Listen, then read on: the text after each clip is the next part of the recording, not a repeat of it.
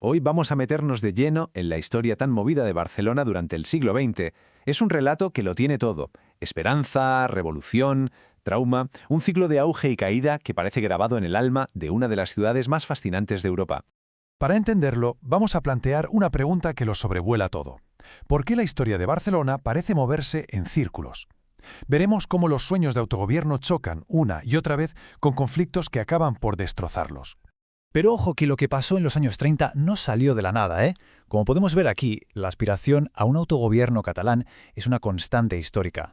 Ha habido proclamaciones que se remontan hasta el siglo XVII, y cada intento, pues, era un nuevo ciclo de esperanza. Venga, pues vamos a empezar este recorrido por el principio, por ese amanecer lleno de ilusión de la Segunda República en Barcelona. Tratad de imaginarlo. Las Ramblas, en abril de 1931, a rebosar de gente abrazándose, con la sensación de que, por fin, el futuro era suyo. La monarquía había caído y Francesc Macià, desde el balcón de la Generalitat, proclamaba la República Catalana. Fue un momento de un optimismo desbordante. Y esa esperanza, se notó enseguida. Se restauró la Generalitat, se aprobó el Estatuto de Autonomía en el 32 y la ciudad se convirtió en un auténtico hervidero de debate, con un montón de periódicos que ayudaban a forjar una opinión pública moderna y muy activa. Y ahora viene lo fuerte. Este sueño se hizo añicos, y muy pronto. Es que apenas 3 años después, todo el gobierno catalán estaba en la cárcel. ¿Cómo se pudo llegar a ese punto tan rápido? Pues la respuesta, en gran parte, está en la polarización política que iba a más y a más.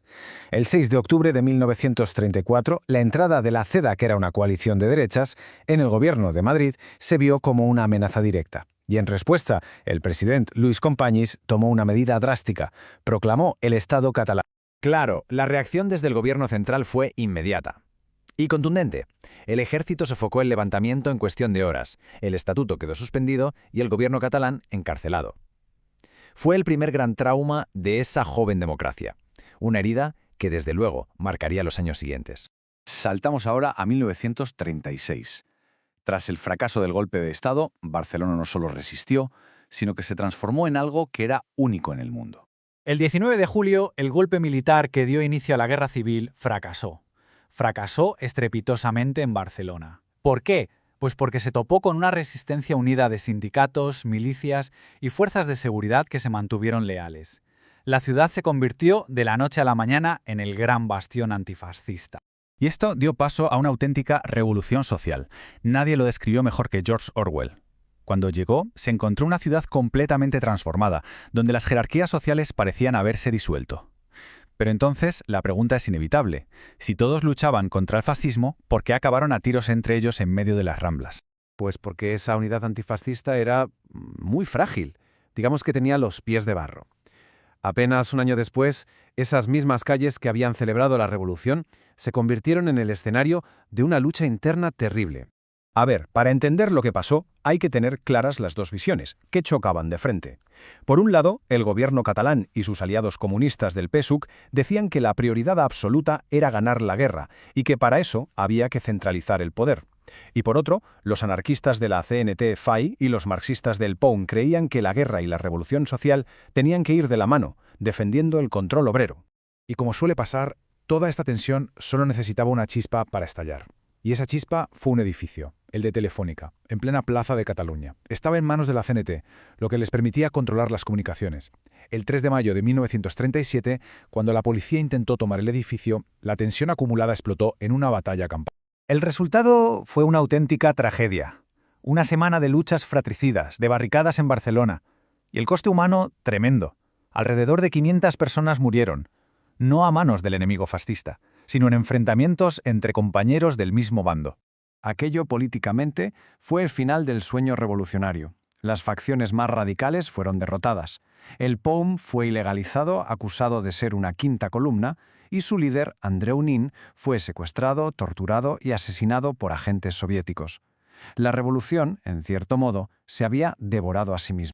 Y mientras Barcelona se desangraba por dentro, el enemigo de fuera preparaba el golpe de gracia. La ciudad estaba a punto de convertirse en el laboratorio de una forma de guerra nueva y aterradora. La aviación de Mussolini, que era aliada de Franco, lanzó ataques sistemáticos para quebrar la moral de la ciudad.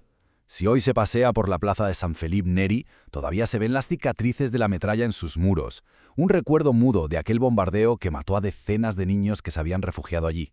Pero, ¿qué haces cuando el cielo se te cae encima? Pues Barcelona respondió con solidaridad. La gente se organizó y construyó una red impresionante de más de 1.300 refugios. El refugio 307 en el Poble Sec es un testimonio increíble de esa resiliencia colectiva. Al final, el 26 de enero de 1939, las tropas franquistas entraron en una ciudad exhausta, silenciosa. Su llegada provocó uno de los mayores dramas de la guerra, la retirada, un éxodo de casi 500.000 de refugiados que huyeron a pie hacia Francia, en pleno invierno. Para los que se quedaron, empezó la larga noche de la dictadura. La represión fue brutal, sistemática. Esta cifra, más de 1.700 personas ejecutadas solo en el Camp de la Bota, nos da una idea de la magnitud de la purga política que silenció a la ciudad. La derrota no fue solo militar, fue anímica, del alma de la ciudad. Este testimonio de la época lo resume perfectamente. La alegría y la vitalidad de Barcelona fueron sustituidas por una atmósfera de miedo, de tristeza, de silencio impuesto.